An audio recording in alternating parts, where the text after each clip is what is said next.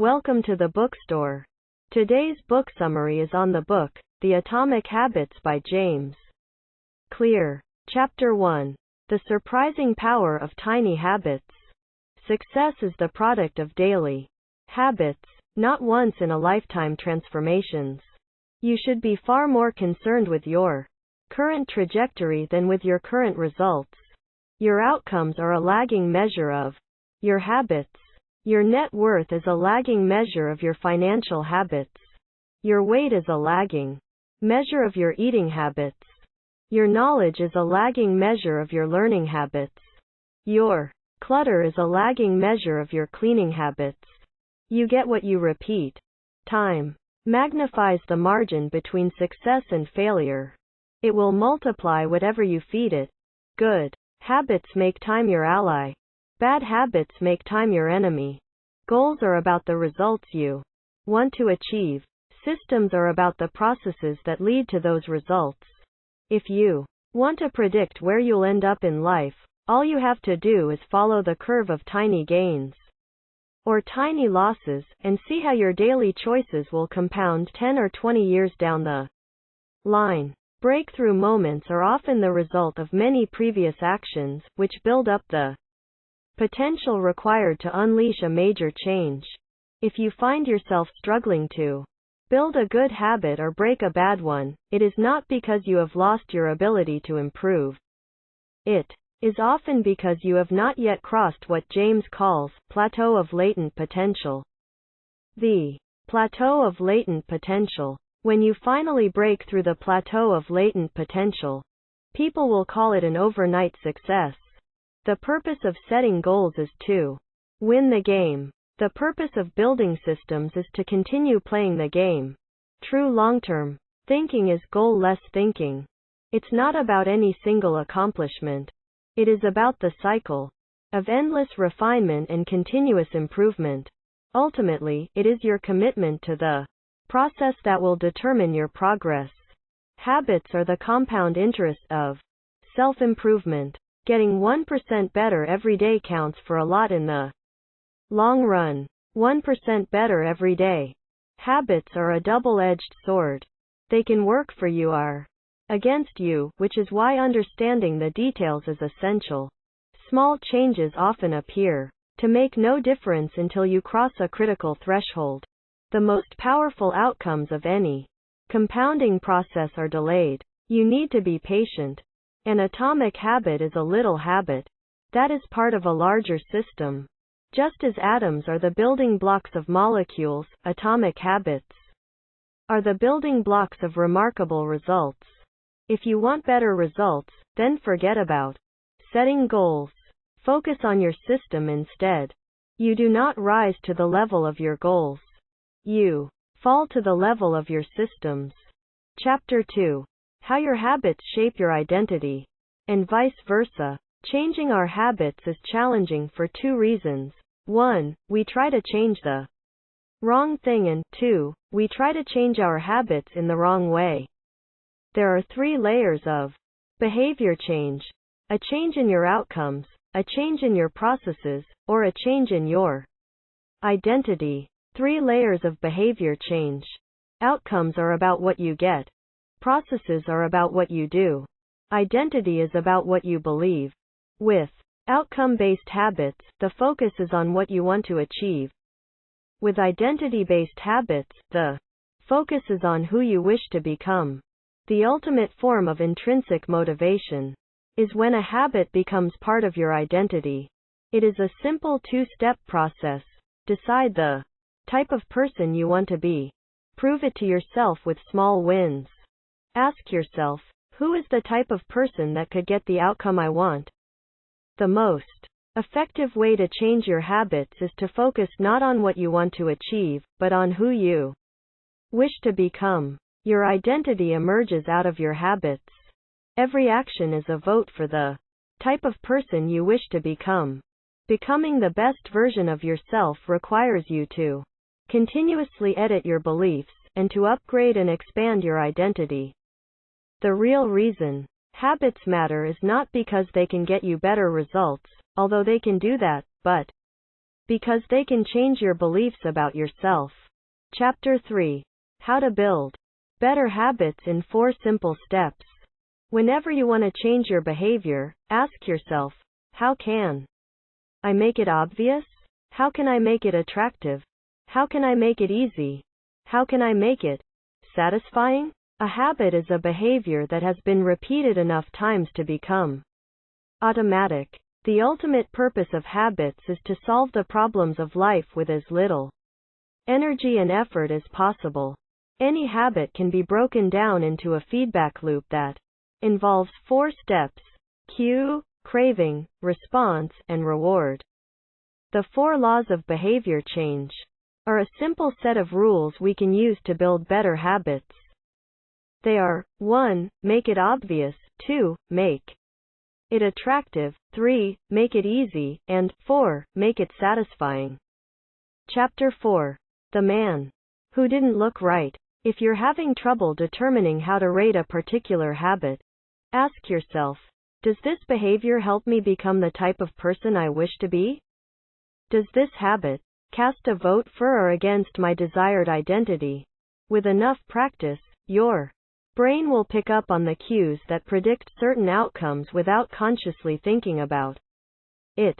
Once our habits become automatic, we stop paying attention to what we are doing. The process of behavior change always starts with awareness. You need to be aware of your habits before you can change them. Pointing and calling raises your level of awareness from a non-conscious habit to a more conscious level by verbalizing your actions. The Habits Scorecard is a simple exercise you can use to become more aware of your behavior. Chapter 5. The best way to start a new habit. The first law of behavior change is make it obvious. Many people think they lack motivation when what they really lack is clarity. The Diderot effect states that obtaining a new possession often creates a spiral of consumption that leads to additional purchases. One of the best ways to build a new habit is to identify a current habit you already do each day and then stack your new behavior on top. This is called habit stacking. Habit stacking. The habit stacking formula is: after current habit, I will new habit. The 2 most common cues are time and location. Creating an implementation intention is a strategy you can use to pair a new habit with a specific time and location. The implementation intention formula is: I will start this behavior at the time in the particular situation. Habit stacking is a strategy you can use to pair a new habit with a current habit. The habit stacking formula is: after current habit, I will start new habit. Chapter 6. Motivation is overrated. Environment often matters more. Environment is the invisible hand that shapes human behavior. Small changes in context can lead to large changes in behavior over time. Every habit is initiated by a cue. We are more likely to notice cues that stand out. Make the cues of good habits obvious in your environment. Gradually, your habits become associated not with a single trigger but with the entire context surrounding the behavior. The context becomes the cue. It is easier to build new habits in a new environment because you are not fighting against old cues. Chapter 7. The secret to self-control. The inversion of the first law of behavior change is make it invisible. Once a habit is formed, it is unlikely to be forgotten. People with high self-control tend to spend less time in tempting situations. It's easier to avoid temptation than resist it. One of the most practical ways to eliminate a bad habit is to reduce exposure to the cue that causes it. Self-control is a short-term strategy, not a long-term one. Chapter 8. How to make a habit irresistible. The second law of behavior change is make it attractive. The more attractive an opportunity is, the more likely it is to become habit forming. Habits are a dopamine-driven feedback loop. When dopamine rises, so does our motivation to act. It is the anticipation of a reward, not the fulfillment of it, that gets us to take action. The greater the anticipation, the greater the dopamine spike. Temptation bundling is one way to make your habits more attractive. The strategy is to pair an action you want to do with an action you need to do. Chapter 9. The role of family and friends in shaping your habits. The culture we live in determines which behaviors are attractive to us. We tend to adopt habits that are praised and approved of by our culture because we have a strong desire to fit in and belong to the tribe. We tend to imitate the habits of three social groups: the close, family and friends; the many, the tribe; and the powerful, those with status and prestige. One of the most effective things you can do to build better habits is to join a culture where 1. Your desired behavior is the normal behavior, and 2. You already have something in common with the group. The normal behavior of the tribe often overpowers the desired behavior of the individual. Most days, we'd rather be wrong with the crowd than be right by ourselves.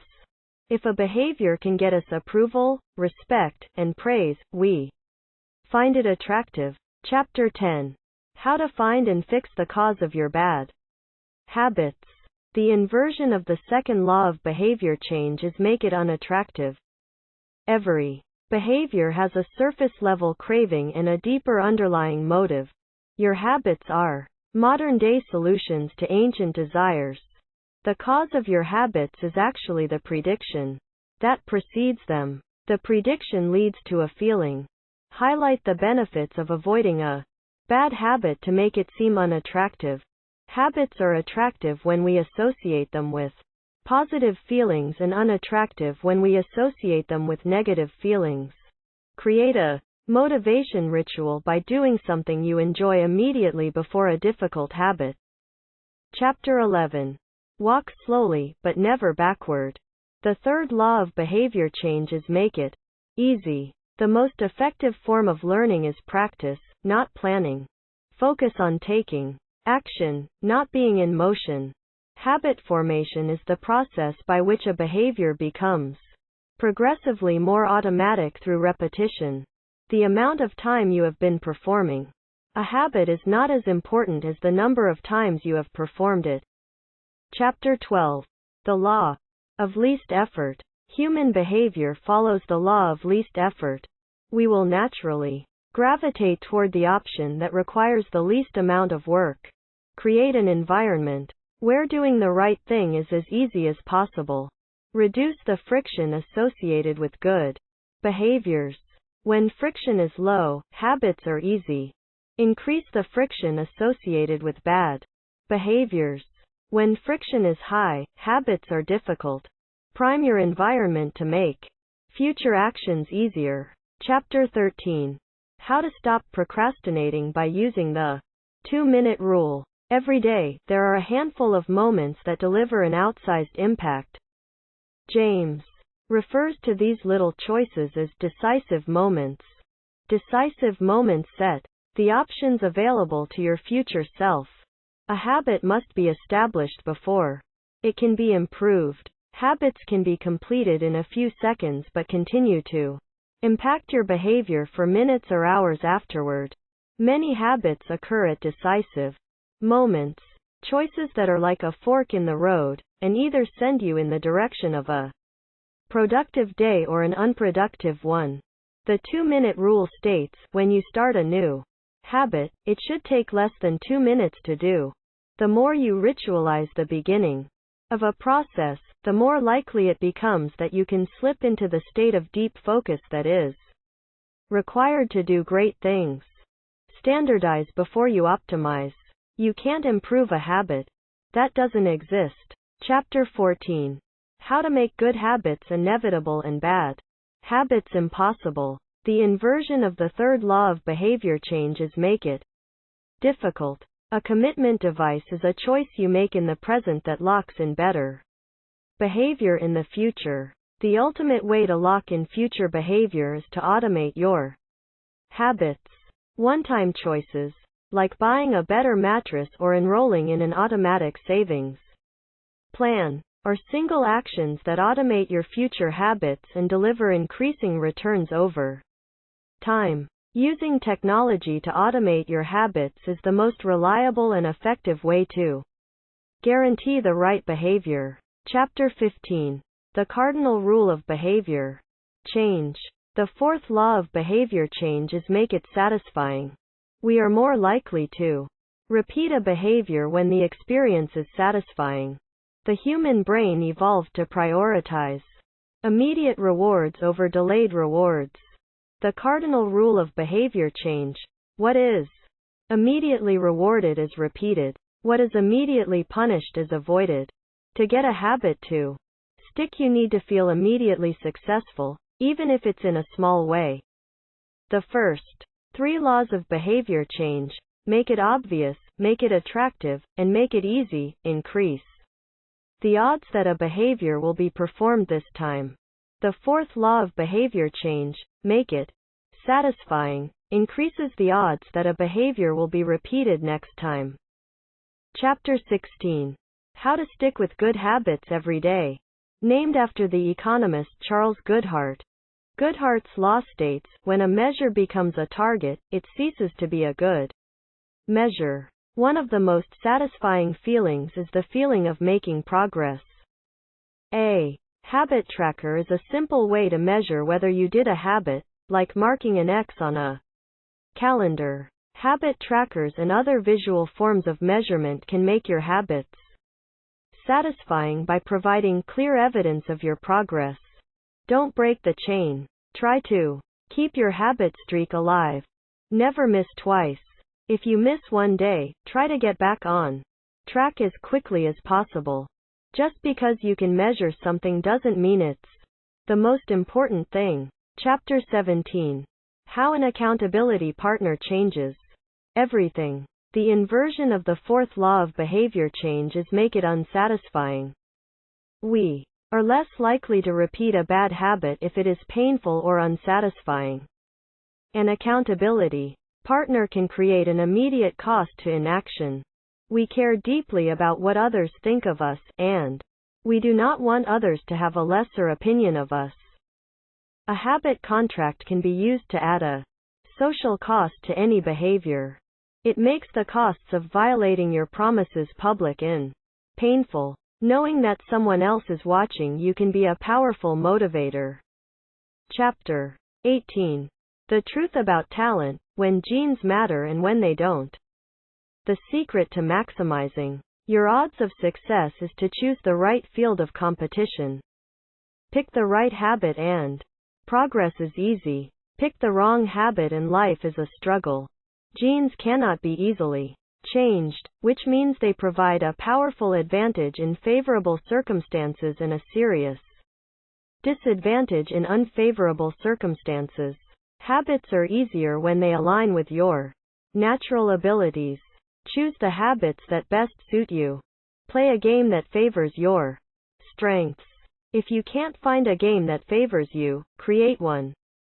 Genes do not eliminate the need for hard work. They clarify it. They tell us what to work hard on. Chapter 19. The Goldilocks Rule. How to stay motivated in life and work. The Goldilocks Rule states that humans experience peak motivation when working on tasks that are right on the edge of their current abilities. The Goldilocks Rule. The greatest threat to success is not failure, but boredom. As habits become routine, they become less interesting and less satisfying. We get bored. Anyone can work hard when they feel motivated. It's the ability to keep going when work isn't exciting that makes the difference. Professionals stick to the schedule. Amateurs let life get in the way. Chapter 20. The downside of creating good habits. The upside of habits is that we can do things without thinking. The downside is that we stop paying attention to little errors. Habits deliberate practice equals mastery. Reflection and review is a process that allows you to remain conscious of your performance over time. The tighter we cling to an identity, the harder it becomes to grow beyond it. So here we come to the end of this book summary. Thank you for listening to the book store. Make sure you hit that subscribe button and like the video. Later.